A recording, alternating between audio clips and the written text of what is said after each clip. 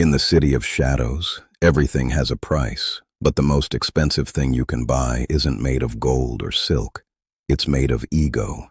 20 years ago, a girl arrived with a single suitcase and a realization that would change the world.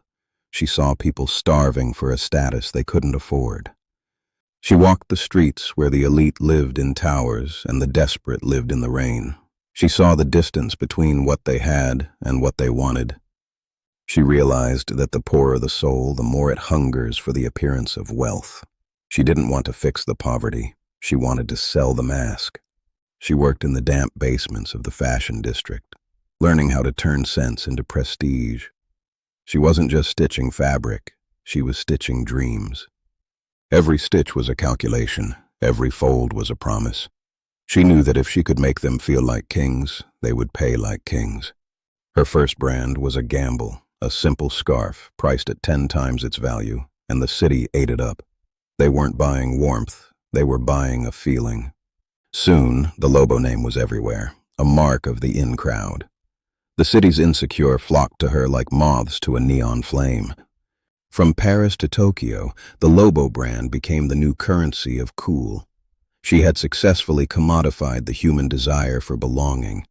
She became the dictator of desire. She dictated what was in and what was out. She controlled the mirror that the world looked into. The annual Vanity Gala was her coronation, a night where logic was banned at the door and only the image remained. They toasted to their own reflection, unaware that they were the very ones paying the highest price for the air they breathed. But in the corner of the room, someone was watching who didn't belong. He didn't wear a label. He wore a question. Mrs. Lobo arrived, a diamond-encrusted predator. She noticed the man in the shadows, the only one not bowing. Their eyes met across the room, a collision of two worlds, one built on illusions and one built on the hard math of reality. "Who let this commoner into my sanctuary?" she hissed. She expected him to crumble, to apologize for his lack of worth. But he only smiled. "I'm not a commoner, Mrs. Lobo. I'm an observer, and I see a very expensive house built on sand." The room went silent. No one had ever spoken to the diva this way. She felt the eyes of her subjects waiting for her to strike. "Tell me," he said, "if this glass of water costs $1 and you put your name on it and sell it for 1,000, what have you actually changed?" "You haven't changed the water," he continued. "You've only changed the insecurity of the person drinking it." He called it the ego tax, a voluntary payment people make to silence the voice in their head that tells them they aren't enough. It's the math of the missing. You find a hole in their identity and you promise that a logo can fill it, but a logo has no volume. "You call this art?" she shrieked. "I provide beauty. I provide aspiration. I give people a reason to reach higher." "No," he replied. "You give them a reason to look down on others so they don't have to look within themselves." For a second, the spell was broken. The room felt cold. The diamonds looked like glass. The Lobo dresses looked like rags. She forced a laugh. A loud, sharp sound that shattered the silence. She needed them to laugh with her, to stay in the dream. But the diva wouldn't let her empire fall.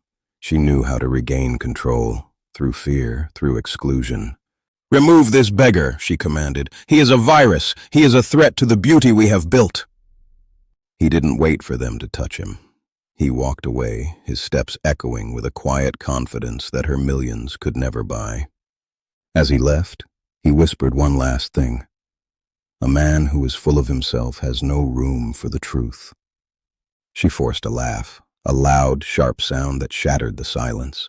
She needed them to laugh with her, to stay in the dream. He walked back into the city of reality.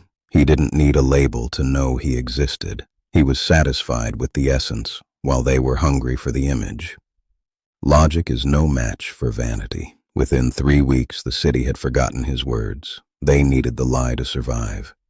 Mrs. Lobo won. She always wins. Because she provides the one thing the modern soul cannot live without, a way to feel important without having to be important.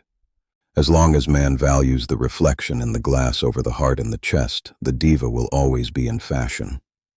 The city of mirrors continues to shine, reflecting a glory that isn't there. But for those who can see, the truth is written in the shadows. We are the architects of our own deception. We build palaces of vanity to hide the emptiness within, and we pay a heavy tax for the privilege. Subscribe for more insights into the City of Shadows. Yours, the Counselor SFTG. Until the next truth is told.